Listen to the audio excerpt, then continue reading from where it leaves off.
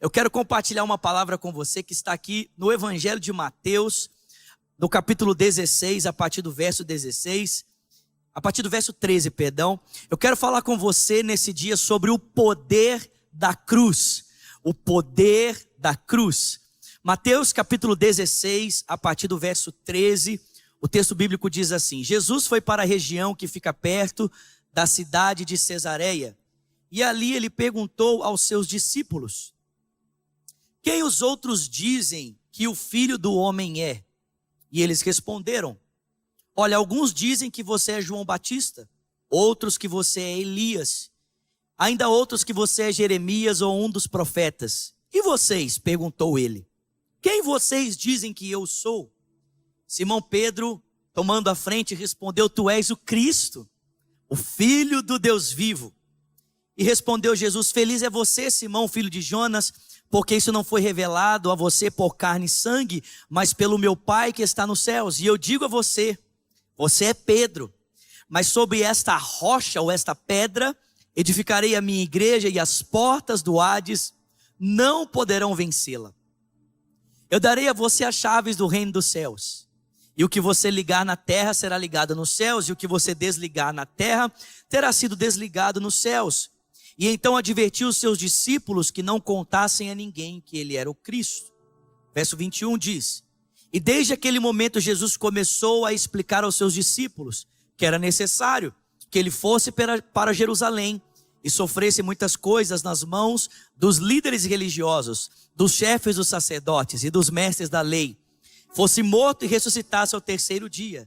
E aí Pedro, então, chamando-o à parte, começou a repreendê-lo, dizendo: nunca, Senhor, isso nunca te acontecerá. Jesus virou-se e disse a Pedro: para trás de mim, Satanás, você é uma pedra de tropeço para mim, e não pensa nas coisas de Deus, mas nas que são dos homens. E então Jesus disse aos seus discípulos: se alguém quiser acompanhar-me, negue-se a si mesmo, tome a sua cruz e siga-me. Pois quem quiser salvar a sua vida, a perderá. Mas quem perder a sua vida, por minha causa, a encontrará. Pois o que adianta o homem ganhar o mundo inteiro e perder a sua alma? Ou que o homem poderá dar em troca da sua alma? Pois o Filho do Homem virá na glória de seu Pai com seus santos anjos, e então recompensará a cada um de acordo com aquilo que tiver feito. Vamos orar para ouvirmos a palavra do Senhor nesse dia, nessa manhã, em nome de Jesus. Pai, nós suplicamos em nome do teu Filho Jesus Cristo, que a tua palavra agora, ela encontre uma terra fértil, ela encontre uma terra preparada para produzir frutos a 30, 60 e a 100 por um. Tira de nós, ó Deus, tudo aquilo que possa impedir o progresso da tua palavra em nós. Tira os espinhos, tira as pedras. Deus, que as aves de rapina não tenham poder de levar a palavra, porque ela não vai estar em nós à beira do caminho, mas ela de fato vai entrar, ó Deus, de forma profunda em nosso coração. Deus, que o teu Espírito esteja trabalhando nesse tempo, para que não apenas informação nos seja dada, mas iluminação que vem da parte do Senhor. Que os olhos do nosso coração possam ser abertos, para que possamos ter um encontro contigo por meio da exposição do texto bíblico. E eu peço a ti, Pai, em nome de Jesus, também sabedoria, ousadia e graça nesse dia, para expor a tua palavra ao coração dos meus irmãos, que se reúnem conosco nesse lugar chamado adoração. Faça isso, Pai, eu te peço, em o nome de Jesus, e quem crê diga amém. Pessoal, a gente sabe que a cruz, ela é muito importante na nossa vida. Não o objeto, né, cruz, mas tudo aquilo que aconteceu por meio dela, tudo aquilo que aconteceu através dela, o que Cristo realizou por nós através da cruz.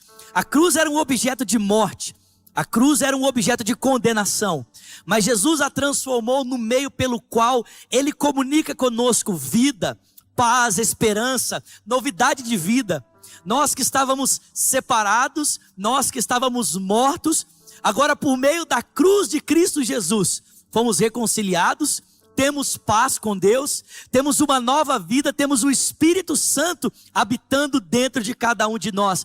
E tudo isso é possível por meio da cruz do nosso Senhor Jesus Cristo. Mas eu poderia dizer para você que a cruz não tem apenas papel central, não tem apenas um papel importantíssimo na nossa vida, ela também tem um papel importantíssimo na vida e na obra do Senhor. Aliás, Jesus deixou muito claro que ainda que ele tenha realizado milagres, prodígios, maravilhas e sinais, e Jesus fez coisas grandiosas, talvez a sua maior obra tenha sido aquela que ele realizou na cruz do Calvário. Ainda que ali ele tenha sido morto, ainda que ali ele tenha tido o seu corpo rasgado, ainda que ali de alguma forma as suas mãos foram pregadas, ainda assim, a maior obra que Cristo realizou por nós foi na cruz do Calvário. E é exatamente isso que Jesus está fazendo aqui. Jesus está destacando para nós a importância da cruz por meio dessa confissão. O texto bíblico diz que os discípulos se aproximam de Jesus e Jesus pergunta para eles: olha, quem é que dizem os homens ser o filho do homem? Quem é que dizem os homens? E aí os discípulos responderam: olha, as pessoas dizem que o Senhor é João Batista, é Elias, é Jeremias, é um dos profetas. Eu acho muito interessante que Jesus foi comparado com os profetas mais cascaduros de Israel, né? Às vezes nós temos aquela visão de um Jesus muito bonzinho, não é que ele não seja bom, mas ele não é bonzinho. Jesus não é uma pessoa bonachona, não. Jesus foi comparado com os profetas linha dura, Elias, Jeremias, ou seja, o impacto da pregação e da vida de Jesus na nação de Israel e na vida das pessoas era o mesmo que esses profetas produziram. E aí o texto bíblico diz que Jesus então volta para os discípulos e pergunta para eles: e vocês? Quem vocês dizem que eu sou? E o texto diz que Pedro então olhou e disse: tu és o Cristo, o Filho do Deus vivo. E, irmãos, é muito importante nós entendermos o que essa expressão, tu és o Cristo, Filho do Deus vivo, significava. E a gente vai encontrar o conteúdo que preenche essa afirmação no Antigo Testamento, principalmente nas palavras do profeta Isaías.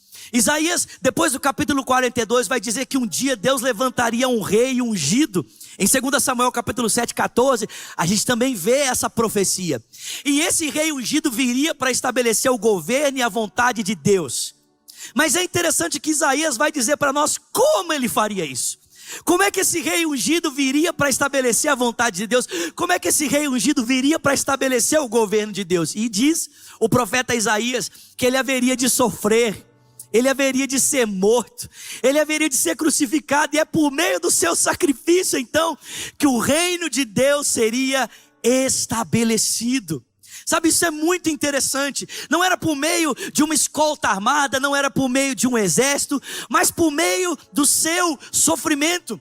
Em outras palavras, quando Pedro confessou dizendo: tu és o Cristo, o Filho do Deus vivo, era como se Jesus estivesse dizendo para Pedro: é exatamente isso, Pedro.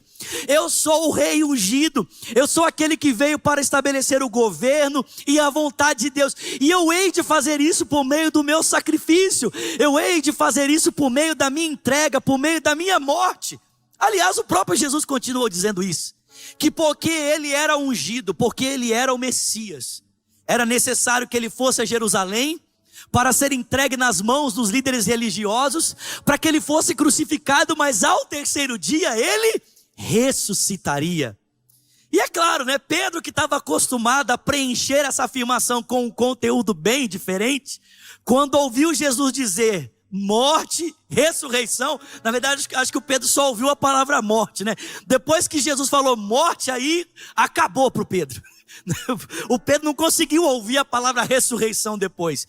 Mas, meus irmãos, Pedro estava tão acostumado a ouvir essa expressão conectada a uma expectativa tão errada de um exército, uma escolta armada, né? Talvez os romanos sendo vencidos, quando Jesus falou para Pedro: Pedro, é isso mesmo, sou o Messias, e porque sou o Messias eu vou morrer, vou ser crucificado.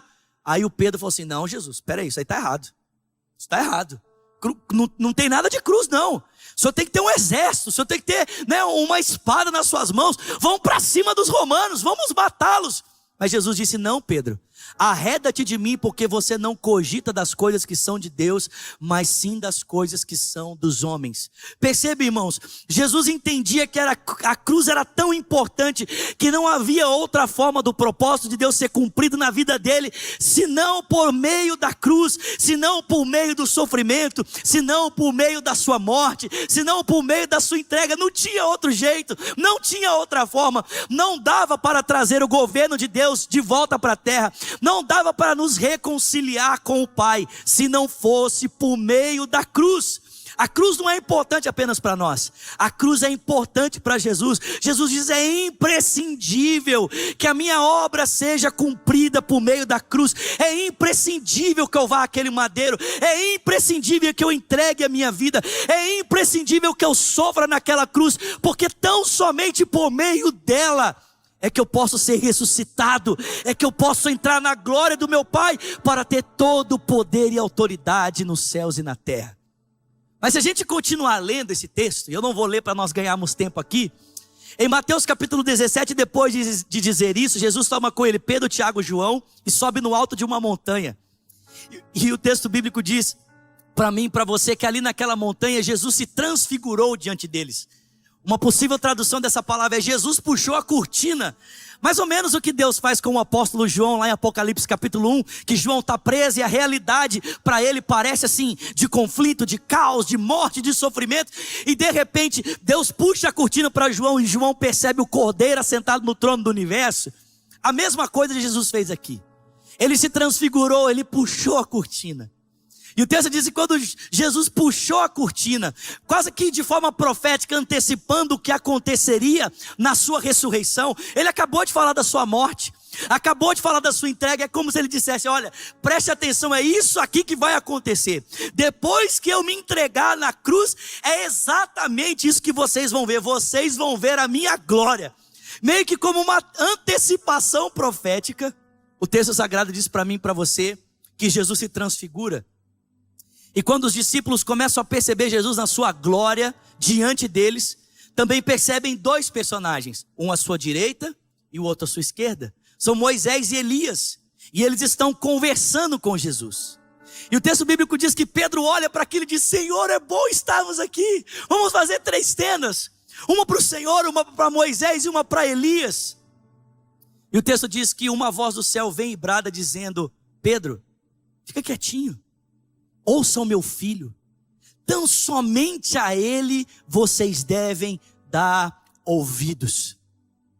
Talvez a intenção de Pedro impedir ali, para que tendas fossem construídas, é para que Pedro tivesse um lugar que ele pudesse abrigar. Ele sabia que o único lugar que ele poderia se encontrar com Deus, sem que houvesse possibilidade alguma de sofrer, era no tabernáculo. Talvez essas tendas façam referência a isso. Poxa, não dá para ver a glória de Deus sem sair de alguma forma prejudicada, porque eu sou um pecador. Só tem uma possibilidade disso acontecer, é se tiver uma tenda. Então vamos fazer 3, para que de alguma forma a gente não corra risco. Mas é como se Deus estivesse dizendo para Pedro: Pedro, fica tranquilo, porque todo tipo de condenação que você poderia ou pode experimentar, o meu filho vai livrar você por meio da sua entrega. Mas irmãos, a pergunta que eu tenho para fazer para você nesse dia é: o texto diz que Pedro estava ali assistindo e Jesus estava conversando com Moisés e Elias. Será que a gente consegue saber o conteúdo da conversa de Jesus, Moisés e Elias? Será que dá para a gente saber sobre o que eles estavam falando? Será que eles estavam falando do Covid-19, né? Lá naquela época, já talvez prevendo o futuro, o final dos tempos. Mas Lucas vai dizer para nós o que eles estavam falando. No Evangelho de Lucas, esse mesmo texto é retratado, e quando Lucas retrata, o texto diz que Moisés e Elias estavam ali conversando com Jesus a respeito da sua partida que estava para acontecer em Jerusalém, a respeito da sua morte que estava para acontecer em Jerusalém. Perceba, irmãos, não é apenas o Novo Testamento, mas o Antigo Testamento aqui representado em Elias e Moisés também apontam para esse momento importante. A cruz é importante no Antigo Testamento, a cruz é importante no Novo, é importante para nós e é importante na vida de Jesus. Na hora da transfiguração, no monte da transfiguração, Jesus não queria comunicar outra mensagem com os seus discípulos, senão de que a única possibilidade de entrar na glória seria por meio do sofrimento experimentado na cruz. Mas aquele sofrimento seria limitado, como o pastor Jason leu aqui agora há pouco, sofrimentos momentâneos e temporários, que não se comparam com a glória que em nós há de ser revelada. Foi isso que ele fez. Foi isso que ele fez. E irmãos, se nós queremos experimentar dessa vida, se nós queremos desfrutar dessa graça, dessa glória, que o Senhor Jesus tomou após a sua ressurreição. Aliás, esse é o sentido da cruz, como eu já disse para você no começo da mensagem. A cruz só existiu na vida do Cristo para que ele pudesse ter poder e autoridade, pudesse nos conectar de volta na vida de Deus. Se nós queremos viver isso, Jesus deu o caminho para a gente. Ele disse para nós como isso deve acontecer. Ele descreveu para nós de que forma nós podemos experimentar disso. Jesus diz, olha, a vida que eu tenho para vocês é uma vida de graça. A vida que eu tenho para vocês é uma vida que vocês jamais poderiam comprar. E eu vou disponibilizar ela para vocês por meio da cruz. E se vocês querem receber essa vida e viver essa vida, vocês querem vir depois de mim, vocês querem entrar na minha glória, pois bem, neguem-se a si mesmo. Tomem a sua cruz e me siga. Porque aquele que perder a sua vida vai encontrá-la. E aquele que encontrar, aquele que tentar ganhar a sua vida, ele vai perdê-la. Irmãos, o caminho que Jesus nos mostrou para tomarmos posse da vida gratuita que Ele já nos deu, é o seu caminho. Ele disse, olha, eu vou entrar na glória, sabe como? Eu vou entrar na glória por meio do sofrimento, e se você quer entrar na minha glória, você precisa seguir o meu caminho, e o meu caminho é sofrimento, morte, ressurreição. Quem quer vir após mim, negue-se a si mesmo, tome a sua cruz e me siga. Agora, quando nós falamos de tomar a cruz, né? Muitas pessoas têm ideias tão confusas sobre isso, né? Quando a gente fala assim, você tem que tomar a cruz, meu irmão, para seguir Jesus. Normalmente o pessoal pensa que o tomar a cruz tem a ver com regras e regulamentos. Normalmente quando se fala sobre tomar a cruz, a pessoa já pensa assim, lá vai o pastor falar de novo sobre o que eu tenho que fazer, o que eu não tenho que fazer, o que eu posso fazer, o que eu não posso fazer. Porque a gente pensa que tomar a cruz está diretamente ligado a leis e mandamentos. Mas irmão, será que é isso que Jesus queria dizer quando ele falou sobre tomar a cruz? Será que é isso que Jesus queria dizer para nós quando ele falou que a gente precisa tomar a cruz para segui-los? E eu penso que não, querido. Sabe por quê? Porque leis e mandamentos não têm poder para nos dar a vida de Jesus. Eles podem sinalizar a ela. Eles podem apontar para ela, podem nos mostrar uma vida melhor do que essa que a gente tem. Mas não tem poder para produzir isso. Então Jesus, em hipótese nenhuma, poderia apontar para os mandamentos, para falar para nós sobre viver a vida dele, porque esses mandamentos só têm poder para sinalizar, mas não tem poder para produzir. Não tem a ver com fazer isso ou deixar de fazer aquilo, meus irmãos. Tomar a cruz não tem a ver com regulamentos. Não é legalismo, meus irmãos, não é legalismo. E eu penso que talvez a pessoa que mais entendeu isso aqui que Jesus falou e traduziu para nós isso aqui com outras palavras, seja um homem chamado apóstolo Paulo. E eu quero convidar você a abrir comigo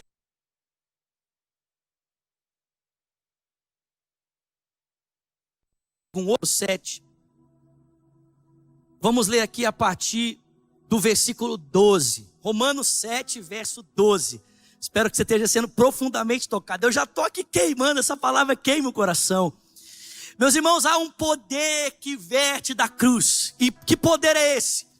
É o poder de nos dar nova vida, de nos conectar à vida de Deus, de nos conectar a esse momento de estarmos debaixo do seu senhorio e da sua graça. E irmãos, isso só é possível porque Jesus abraçou a cruz e destaca para nós essa importância da cruz aqui nesses dois momentos, na confissão de Pedro e no momento em que ele se transfigura. Ele mostra, tá vendo, gente, não tem como entrar na glória se não for por meio da morte e sofrimento. Mas ele está dizendo, olha, mas esse caminho não é o caminho só importante para mim, não, esse caminho também é importante para vocês.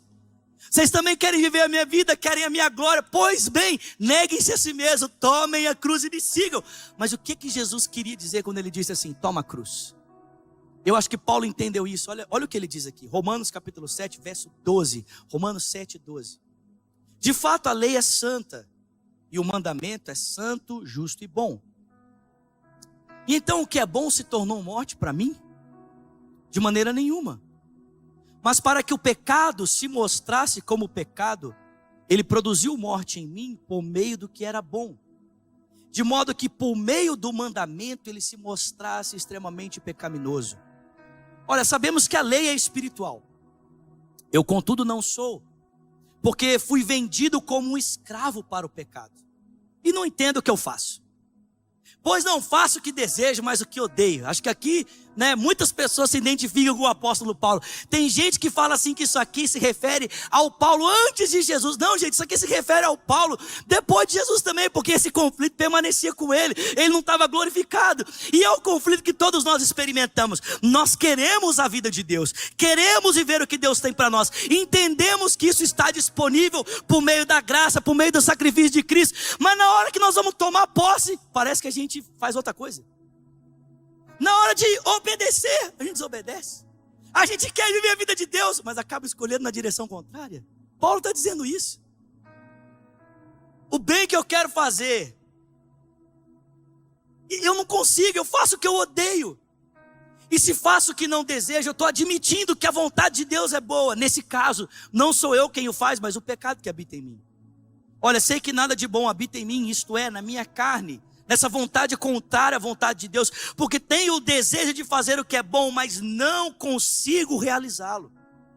Pois o que faço não é o bem que desejo, mas o mal que não quero fazer, isso eu continuo fazendo. Ora, se eu faço o que não quero, já não sou eu quem o faz, mas o pecado que habita em mim. Assim encontro esta lei que atua em mim. Quando quero fazer o bem, o mal está junto de mim. No íntimo do meu ser, eu tenho prazer na lei de Deus, mas vejo outra lei atuando nos membros do meu corpo, guerreando contra a lei da minha mente, tornando-me prisioneiro da lei do pecado que atua nos meus membros. Miserável homem que sou! Quem é que vai me libertar desse corpo sujeito a essa morte? E Paulo diz: graças a Deus por Jesus Cristo nosso Senhor, que de modo com a mente sou escravo da lei de Deus, mas com a carne da lei do pecado. E talvez você possa falar assim: Vinícius, muito bonito o texto, adorei, mas não entendi nada. Não tem problema. Sabe por quê? Porque eu quero ler para você esse texto numa outra versão. Aliás, se você nunca leu a Bíblia nessa versão, você precisa ler. Chama A Mensagem. Um pastor aqui americano chamado Eugene Peterson gastou uma parte da vida dele traduzindo a Bíblia numa linguagem mais fácil para nós, uma linguagem mais acessível. E eu quero ler para você esse texto nessa linguagem, porque eu tenho certeza que você vai entender isso aqui e o seu coração vai explodir. Olha só, verso 13 de Romanos 7. Prosseguindo, já posso ouvir a próxima pergunta de vocês. Paulo dizendo: quer dizer que não posso confiar naquilo que é bom, isto é, na lei? O bem é tão perigoso quanto o mal? É claro que não. O pecado apenas fez aquilo que o tornou famoso. Ele usou aquilo que é bom como cobertura para nos induzir a fazer o que no final iria me destruir. Ao ocultar o bom mandamento de Deus, o pecado provocou consequências negativas que jamais conseguiria causar por si só. Posso antecipar a resposta também. Olha, eu sei que todos os mandamentos de Deus são espirituais, mas eu não sou. Essa também não é a sua experiência. Sim, estou cheio de mim mesmo. Afinal, passei um longo tempo na prisão do pecado. O que não entendo ao meu respeito é que decido uma coisa, mas eu faço outra, sendo levado a fazer absolutamente aquilo que desprezo. Então, se não consigo decidir o que é melhor para mim mesmo e fazê-lo, é óbvio que o mandamento de Deus é necessário. Entretanto, preciso de algo mais. Pois se conheço a lei e mesmo assim não posso guardá-la, e se o poder do pecado dentro de mim insiste em sabotar as minhas melhores intenções, é óbvio que eu preciso de ajuda. Entendo que não posso cumpri-la sozinho. Posso desejar, mas não posso fazer. Decido fazer o bem, mas de fato não consigo fazê-lo. Decido não fazer o mal, mas acabo fazendo de um modo ou de outro. Minhas decisões não resultam em ações. Algo está errado no meu interior e sempre tira o melhor de mim. Isso acontece tanto que já é previsível. No momento em que decido fazer o bem, o pecado está lá para me derrubar. É pura verdade que me alegro dos mandamentos de Deus, mas é óbvio que nem tudo em mim é festa. Partes de mim se rebelam em segredo e quando menos espero, elas assumem o controle. Já tentei de tudo, mas nada resolve. Talvez alguns de vocês falem isso para vocês, Vinícius. Eu sei que Jesus morreu na cruz, disponibilizou essa vida para mim, mas eu já tentei de tudo. Eu não consigo, nada resolve. Já não aguento mais. Paulo diz, não há ninguém que possa me ajudar. Não é essa a verdadeira pergunta. A resposta é, graças a Deus, que Jesus Cristo pode e me ajuda. Ele agiu para consertar as coisas nessa vida de contradições com a qual quero servir a Deus de todo o coração e mente, mas sou puxado pela influência do pecado e acabo fazendo algo que não desejo. Percebe, irmãos? A vida está disponível e a gente até quer fazer ela. O que nos falta? O que nos falta não é o desejo, o que nos falta é capacidade. Capacidade, sabe, o problema não está na lei de Deus, porque a lei retrata a vida que a gente quer viver. Nós queremos amar a nossa esposa, queremos amar os nossos filhos, queremos viver de forma a amar a Deus sobre todas as coisas, mas não nos falta desejo, nos falta poder, nos falta capacidade. Talvez esse seja o seu dilema. O desejo está aí, mas falta poder. Falta capacidade. Capacidade para experimentar a vida de Deus. Capacidade para ver essa vida sendo colocada em prática. E a pergunta é, de onde vem essa capacidade? E Paulo vai dizer para nós, essa capacidade, meus irmãos, ela vem do próprio Jesus por meio da obra do seu Espírito Santo. A capacidade para viver a vida de Deus, a cruz que nós devemos tomar, é a nossa serviência, a nossa sujeição ao poder do Espírito Santo. Paulo continua dizendo aqui no capítulo 8, verso 1, leia comigo, vou ler na versão a mensagem. Com a chegada de Jesus o Messias, o dilema fatal foi resolvido. Os que estão em Cristo não precisam mais viver numa nuvem escura e depressiva. Um novo poder está atuando. O Espírito que dá a vida por meio de Cristo, esse vento forte, limpou completamente o ar, nos libertando da tirania brutal das mãos do pecado e da morte. Olha que coisa maravilhosa!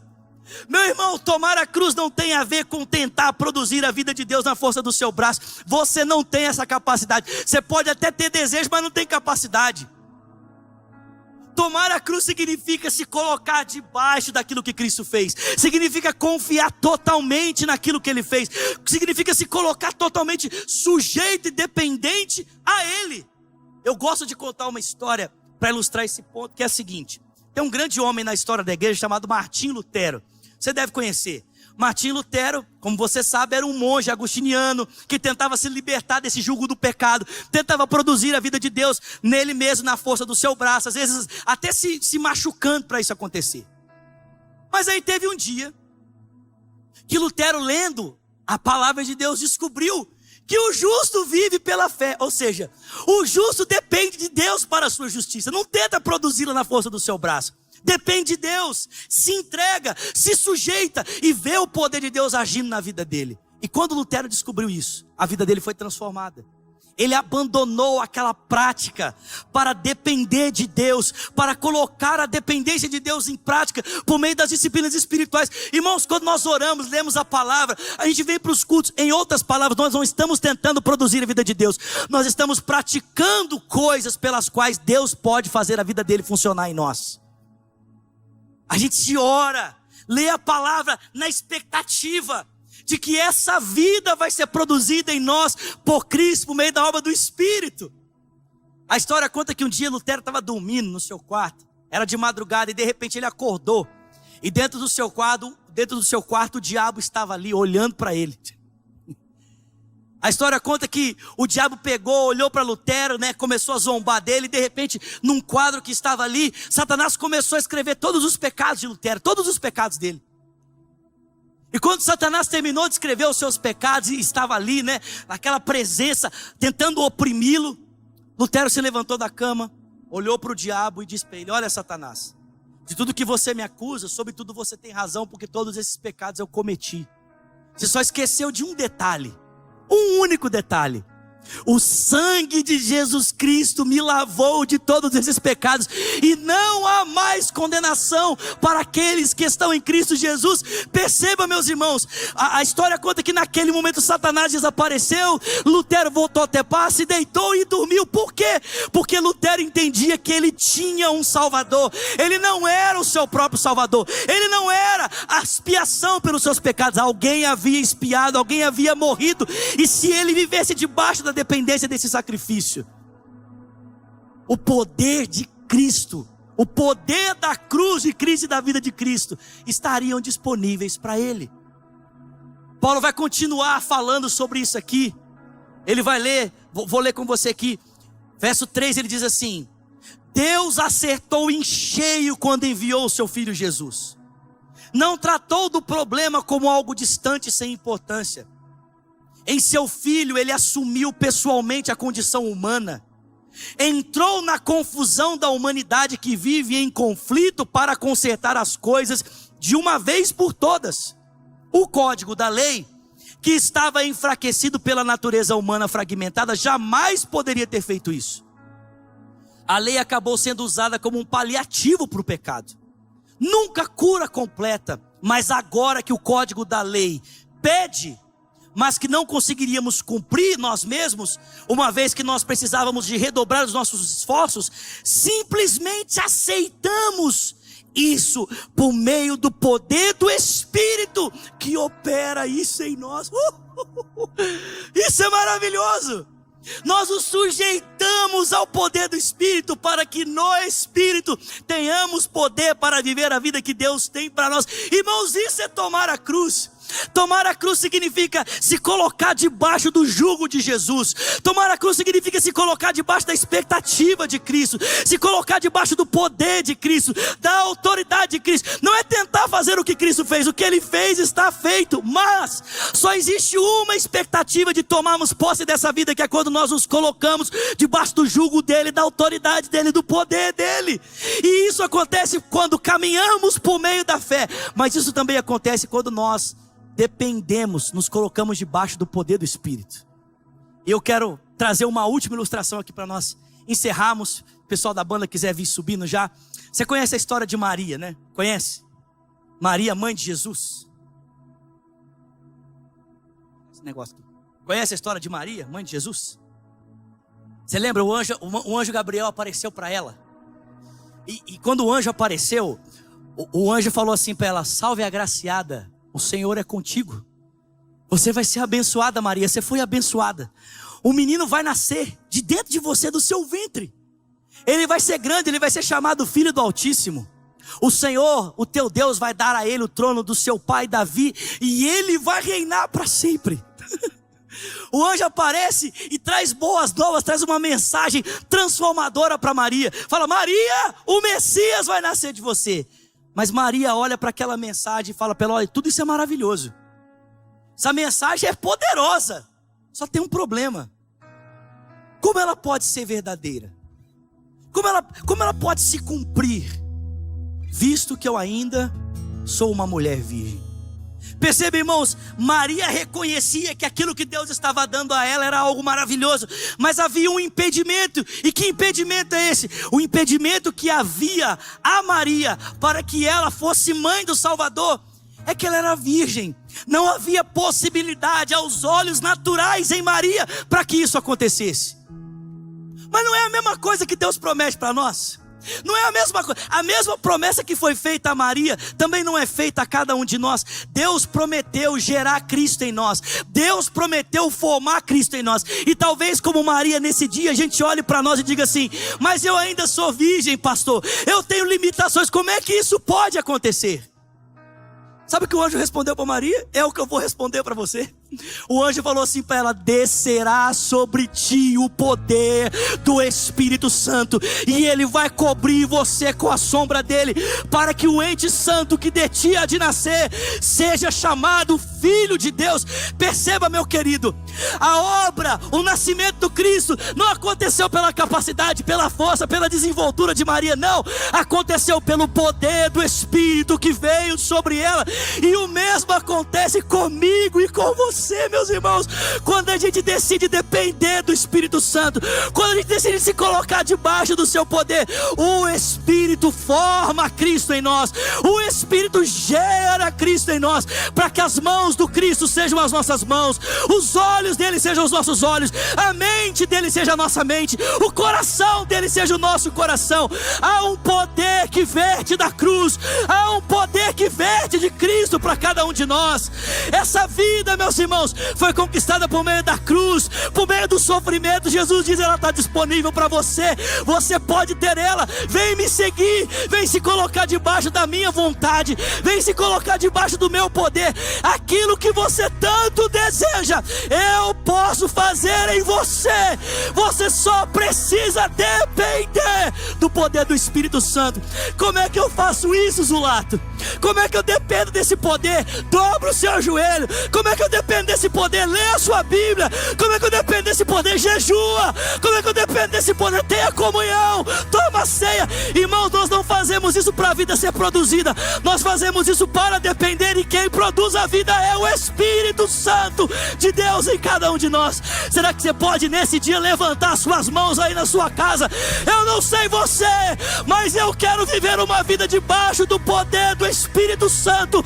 Não é por força, não é por violência, é pelo meu Espírito, diz o Senhor. Vamos lá, Lagoinha, levante as suas mãos, abre os seus lábios nesse dia e deixe esse poder tocar sua vida, sua casa, sua família, em nome de Jesus. Aleluia. Eu quero estar contigo, amado da minha alma. Tua noiva clama, vem. Vamos, erga suas mãos e diga: eu quero estar contigo, amado da minha alma. Vamos com alegria, com empolgação, convida, diga: eu quero estar, eu quero estar contigo, amado da minha alma. Tua noiva clama, eu quero estar, Senhor, eu quero estar contigo, amado da minha alma. Tua noiva clama, vem. A sua escolha nesse dia é: quem vai ser o seu Senhor? Sobre qual jugo você vai se colocar? Debaixo de que poder você vai estar? Que não tem jeito. Ou você está debaixo do poder de Deus, ou você vai estar debaixo do poder do mundo. Ou você está debaixo do poder de Deus, ou você vai estar debaixo do poder do pecado. Mas eu estou aqui hoje dizendo: cara, se coloca debaixo do poder de Deus. Minha irmã, se coloca debaixo do poder de Deus. Faça como Maria.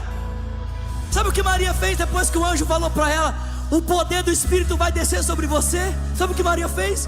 Ela levantou as mãos e ela disse: que se cumpra em mim conforme a palavra do Senhor. Que se cumpra em mim conforme Deus disse. Que se cumpra em mim. Faz a sua vontade, Senhor. Faz a sua vontade.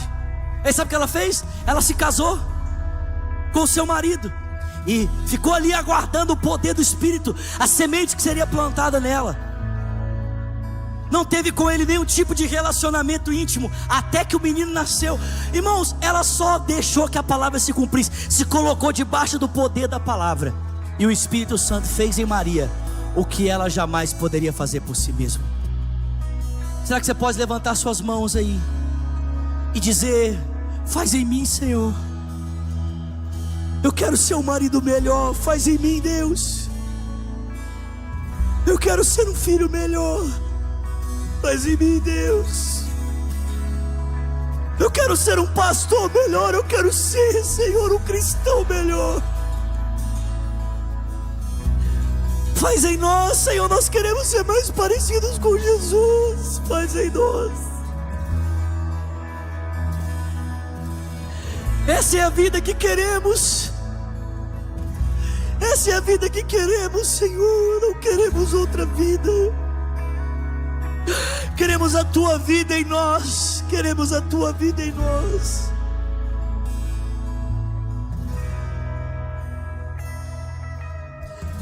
Por isso nos rendemos. Escolhemos nos render, Senhor. Escolhemos nos render, Senhor. Pai, que todas as vezes que a gente abrir a Bíblia na nossa casa, o Senhor saiba que por trás dessa decisão de abrir a palavra está, Senhor, um coração decidido a depender do Senhor.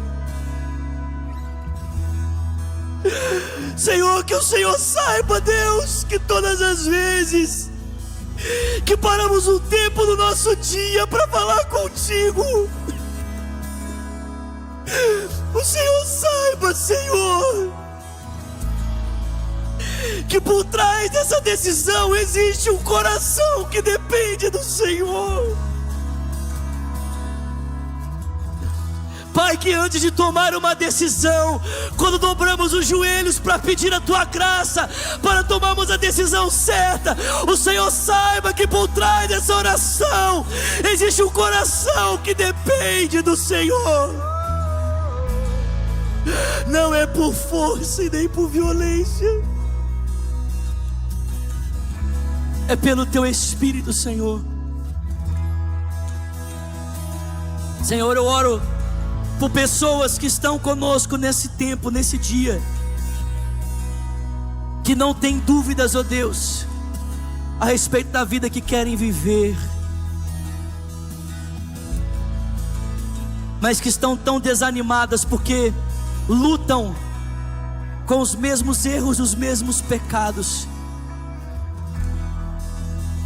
e não têm conseguido, Senhor, obter vitória. Senhor, dê a elas o poder que elas precisam. A vontade já está aí, mas elas precisam de poder. Então derrama o Teu poder, Senhor, sobre cada casa, cada vida, cada família, Senhor, em nome de Jesus.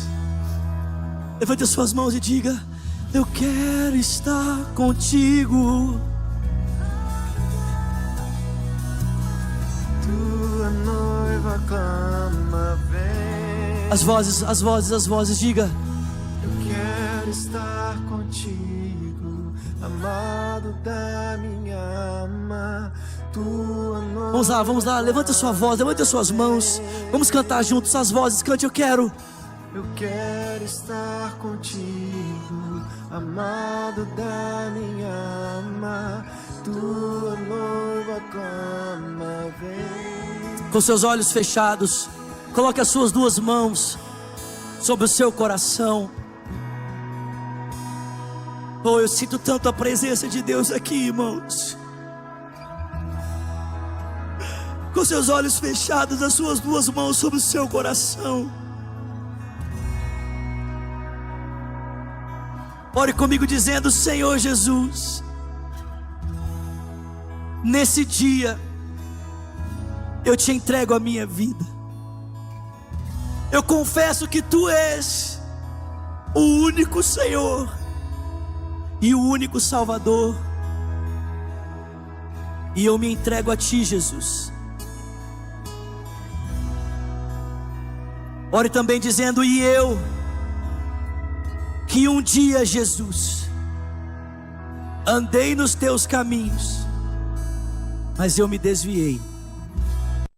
Esse dia, arrependido, eu volto, na certeza de que o Senhor me recebe.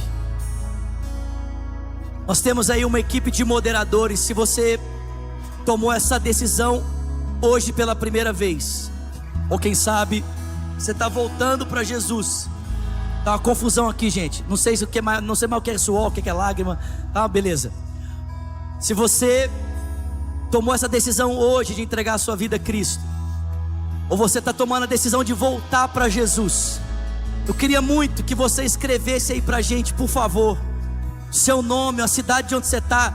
Faz um sinal, fala: eu estou entregando a minha vida para Jesus, ou eu estou voltando para a igreja, eu estou voltando para Jesus. Vinícius, faz isso para a gente quer orar com você, a gente quer orar por você, a gente quer de alguma forma tocar a sua vida. A gente não quer que fique só nesse momento, aqui mesmo, a gente não quer que fique só nesse momento, não.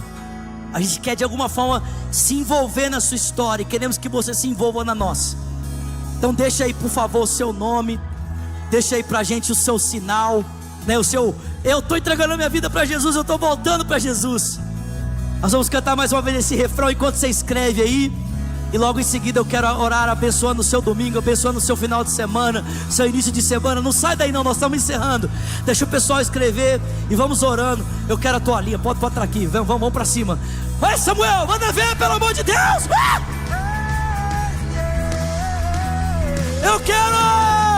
Eu quero estar contigo, amado da minha alma. Eu quero estar contigo, tua noiva clama. Mais uma vez, eu quero estar. Eu quero estar contigo, amado da minha alma. Tua noiva clama, vem. Eu quero estar contigo, amado da minha alma.